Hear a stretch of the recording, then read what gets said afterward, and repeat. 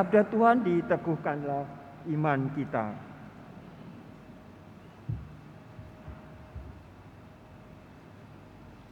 Keluarga, kita semua di dalam keluarga. Keluarga terdiri dari ibu, bapak, dan anak. Itu komunitas yang paling kecil.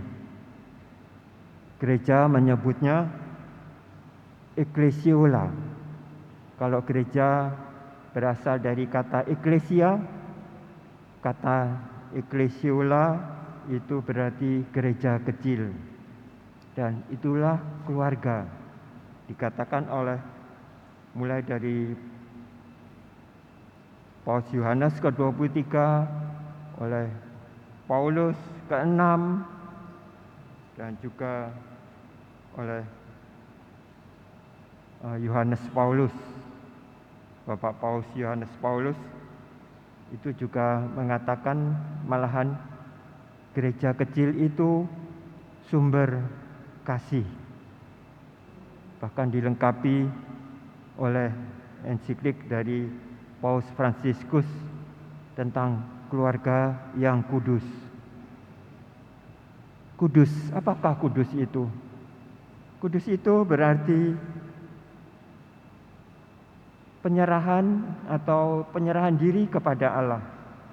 Persembahan diri kepada Allah berupa perbuatan-perbuatan yang dilakukan untuk Allah, demi Allah. Seorang mempersembahkan dirinya untuk Allah. Keluarga kudus itu masing-masing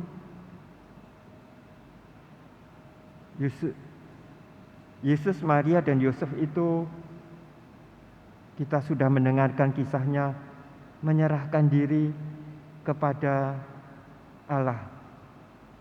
Apa yang terjadi, biarlah Allah yang pimpin hidup masing-masing sesuai dengan bagiannya.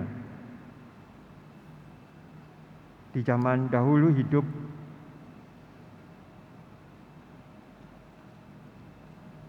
Hana, seorang istri yang mandul, seperti istri Abraham, Sarah, atau seperti istri Zakaria, Elizabeth yang mandul. Karena ia dihina terus-menerus, maka ia pun terus-menerus berdoa di bait Allah. Dan Imam Eli yang mendengar, dia itu seolah-olah mabuk karena dia menggerakkan bibirnya tetapi tidak terdengar suara. Lalu Imam Eli itu berkata, pergilah, ya, jangan bermabuk-mabukan di dalam bait Allah. Tetapi Hana ini berkata, aku bukan orang pemabuk. Aku memanjatkan doa untuk meminta seorang anak. Karena aku dihina terus-menerus. Aib kalau tidak punya anak itu bagi seorang istri. Lalu mungkin yang diucapkan Imam Eli itu, pergilah, Allah mengabulkan doamu. Tahun depan engkau akan mendapatkan. Dan benar terjadi seperti yang diucapkan Imam Eli itu. Ketika melahirkan, diberi nama anaknya Samuel. Samuel itu artinya Samuel itu ialah yang didapat dari Tuhan. Samuel itu artinya dalam bahasa Ibrani diminta dari Allah dan aku mendapatkannya. Betapa sukacita. Tetapi karena dia bernasar akan menyerahkan Samuel kepada rumah Allah. Maka setelah disapih, anak itu diantar sendiri oleh Hana kepada Imam Eli, diserahkan untuk pekerjaan bagi Allah. Itulah kudus.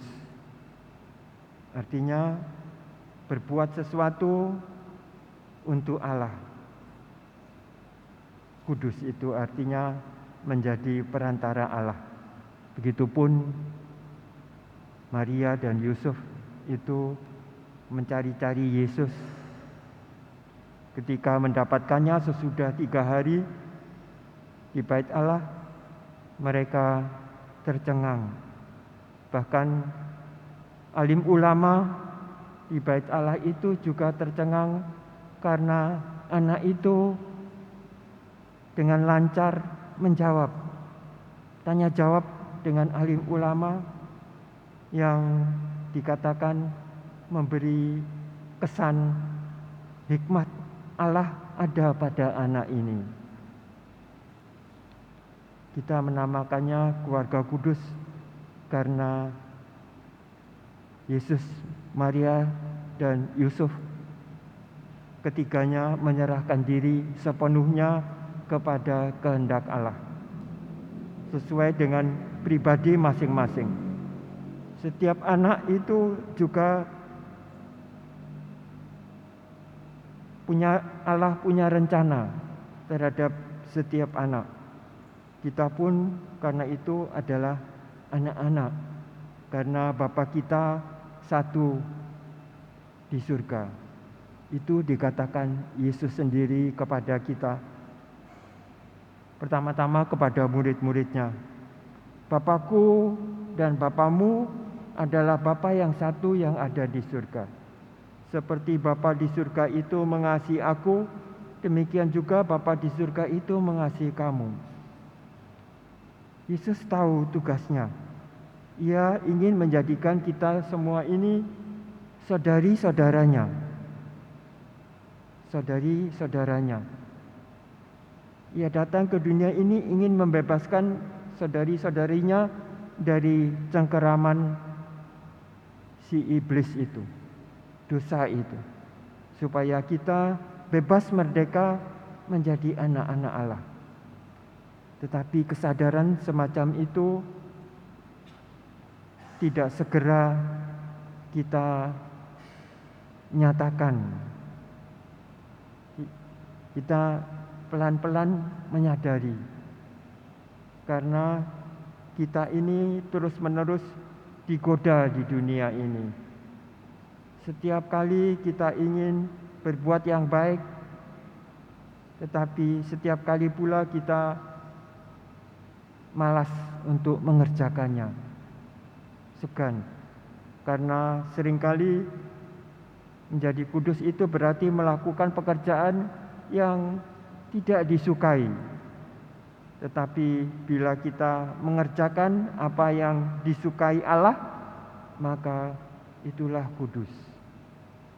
Sehingga kita lalu tahu, karena masing-masing dari kita sesuai dengan pribadi kita masing-masing, Allah itu menyertai kita dengan roh-Nya, supaya setiap orang yang ingin mengabdi kepada Tuhan Allah-Nya mendapatkan karunia masing-masing.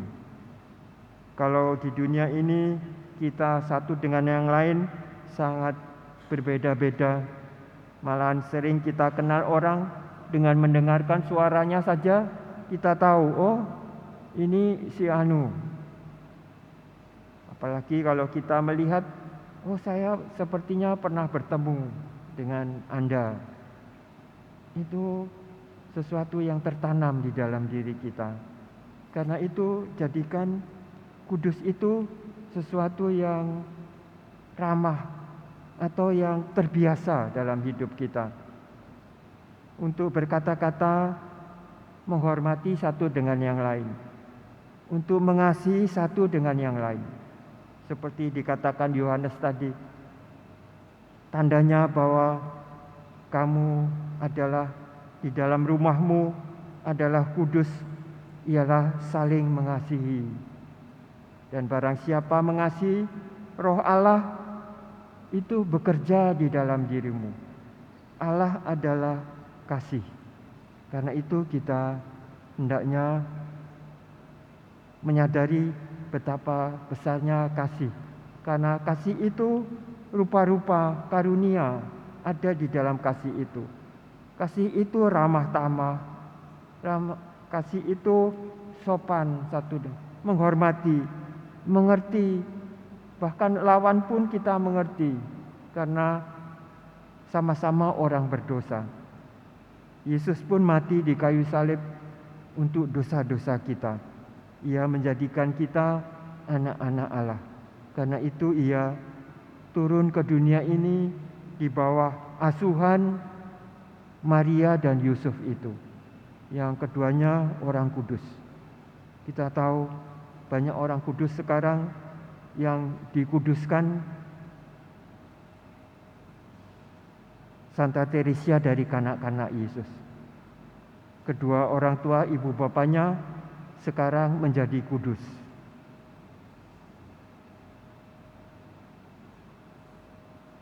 Banyak disadari bahwa kekudusan itu tidak terlihat, tetapi nyata di dalam hidup ini. Itulah pekerjaan Roh. Marilah kita bersyukur atas kerja Allah yang sering tidak terlihat tetapi dapat dirasakan. Amin.